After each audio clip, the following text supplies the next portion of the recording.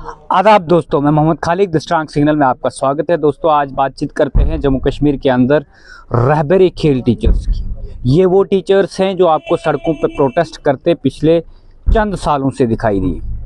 2019 में जिनकी रिक्रूटमेंट हुई, नियर अबाउट 3000 के करीब पोस्टें एडवर्टाइज हुई और 3000 के करीब जो पोस्टें एडवर्टाइज हुई, उसके बाद ये selection on the basis of percentage और उसके बाद 15 नंबर का वाइवा हुआ। वाइवा होने के बाद इन लोगों की सिलेक्शंस हुई और सिलेक्शन होने के बाद बहुत सारे सवाल पैदा हो गए। सवाल इस तरह से थे कि जम्मू कश्मीर के अंदर जो रहबरे खेल टीचर्स की रिक्रूटमेंट हुई, ये रहबरे तालीम के तर्ज पे हुई, लेकिन इनका 2 साल का टाइम जो हो वो एक्सटेंड कर दिया गया। जहाँ पे उनकी 5 साल के बाद प्रमोशन होनी थी, इनकी 7 साल के बाद होनी थी। इनकी परफॉर्मेंस जो चेक करनी थी वो कंसर्न प्रिंसिपल ने करनी थी। इनकी डिग्रियों पे सवाल उठे कि इसमें कुछ लोग ऐसे भी हैं जो लोग फेक और फ्रॉड डिग्रियां लेकर आए हुए हैं। उनकी विजिलेंस के अंदर कई सारी वेरिफिकेशनें पेंडिंग थी। अब बातचीत करते हैं कि उसके बाद इन्होंने बहुत सारे संघर्ष किए। इसमें जो जेन्युइन लोग थे, जो जेन्युइन कैंडिडेट थे, वो भी मारे गए, क्योंकि रिक्रूटमेंट परमानेंट बेस पे अगर हुई होती तो ये लोग आज परमानेंट सैलरी ले रहे होते, क्योंकि इनकी जो ऑनरेरियम था वो सिर्फ 3000 का था। उसके बाद इन्होंने बहुत सारे प्रोटेस्ट किए। प्रोटेस्ट करने के बाद एक कमेटी बनती है। उस कमेटी का गठन IRS आलोक कुमार बनाते हैं, जो principal secretary to youth service and sports थे उस वक़्त। और LG के शासन में ये सब होता है और वो कमेटी एक मिनट्स ऑफ द मीटिंग देती है और रिकमेंडेशन के लिए जनरल एडमिनिस्ट्रेशन को देती है कि ये सारी पोस्टें जो है, ये पोस्टें रिक्रूटिंग एजेंसी, जो भी रिक्रूटिंग एजेंसी है कंसर्न SSB को दी जाए और वहाँ से ये पोस्टें एडवर्टाइज करके डायरेक्ट रिक्रूटमेंट की जाए और 50% वेटेज इन रहबरे खेल कैंडिडेटों को दी जाए जो ऑलरेडी एंगेज हैं, और जो रहबरे खेल की पॉलिसी है उसको डिमोलिश किया जाए। ये रिकमेंडेशन थी जनरल एडमिनिस्ट्रेशन की, उस कमीशन की, जिसका कमिश्नर सेक्रेटरी शर्मद हफीज़ इसका चेयरमैन था और बाकी इसमें डायरेक्टर और सब लोग इसके मेंबर थे।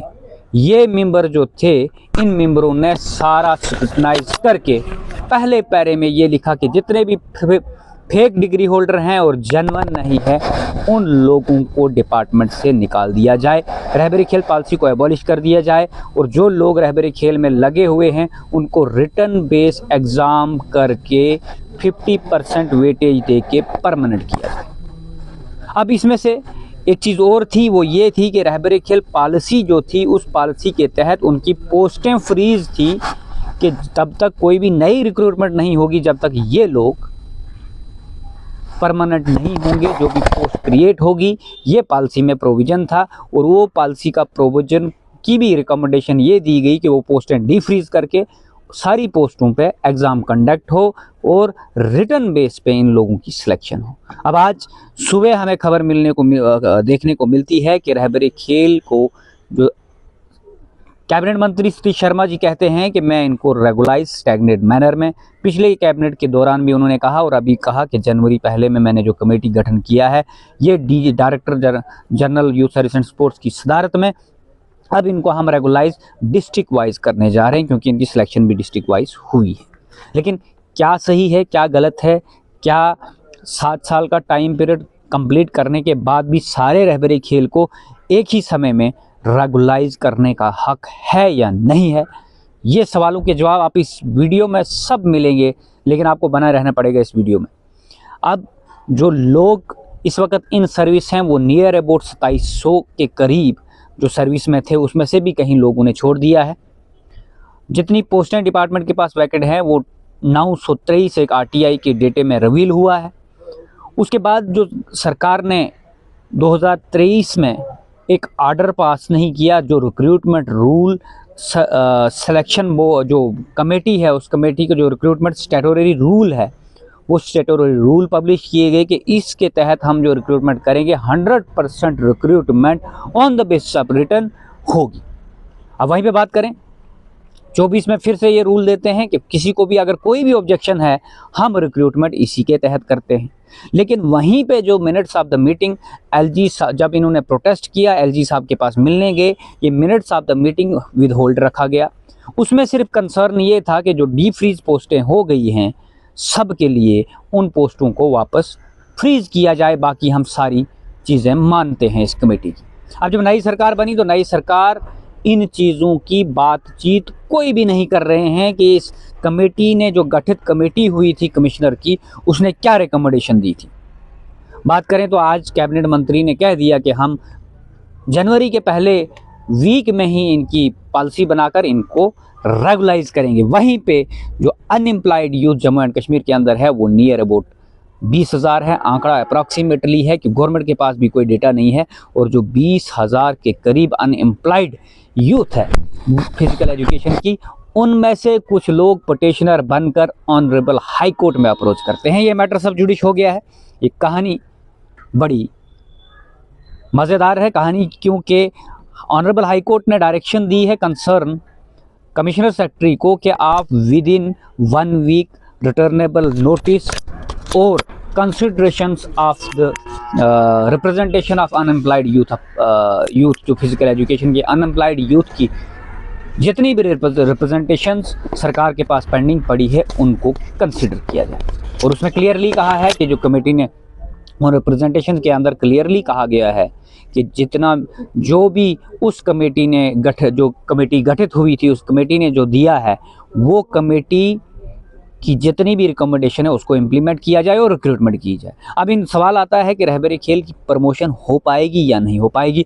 ऑनरेबल सुप्रीम कोर्ट ने एक जजमेंट दे रखी है। उस जजमेंट के अंदर जो नेशनल टीचर जो एनसीटीज़ के रूल है, जो वहाँ पे फंडामेंटल राइट्स का वायलेशन देखने को मिला, क्योंकि स्कूल्स के अंदर वही बच्चे पढ़ रहे हैं और उन्हीं बच्चों को ही हमने पीटी सिखाना है या थ्योरी करनी है, जो भी है उसके लिए कंपिटेंसी का मैटर ऑनरेबल सुप्रीम कोर्ट ने क्लियरली कहा है कि state eligibility test, central eligibility test clearly होना चाहिए। हर एक टीचर को वो क्वालिफाई करना है।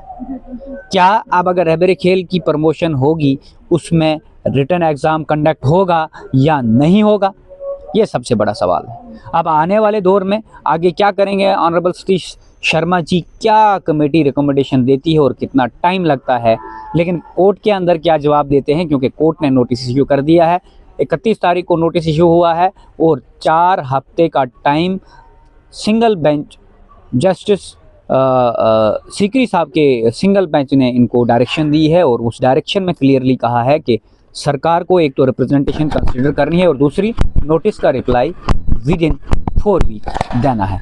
आप फर्दर अपडेट के लिए जुड़े रहिए और जितने भी रहबरी खेल के व्यक्ति हमें देख रहे हैं उनसे अपील है कि ये मैसेज सब रहबरी खेल कैंडिडेटों तक पहुंचाया जाए और जितनी अनएम्प्लॉयड भी हैं ताकि वो अपनी रिप्रेजेंटेशन गवर्नमेंट तक पहुंचाए, उनकी भी सुनवाई हो। जो 2019 में रिक्रूटमेंट हुई थी तब से होकर आज तक उनको कंसिस्टेंसी में कोई भी रिक्रूटमेंट नहीं मिल रही है, उनका भी निपटारा हो जाए। और जो रहबरी खेल 7 साल से अपनी सर्विसेज अंजाम दे रहे हैं और उसमें भी जो कॉम्पिटेंट लोग हैं उनकी भी प्रमोशन हो और वो परमानेंट हो जाए।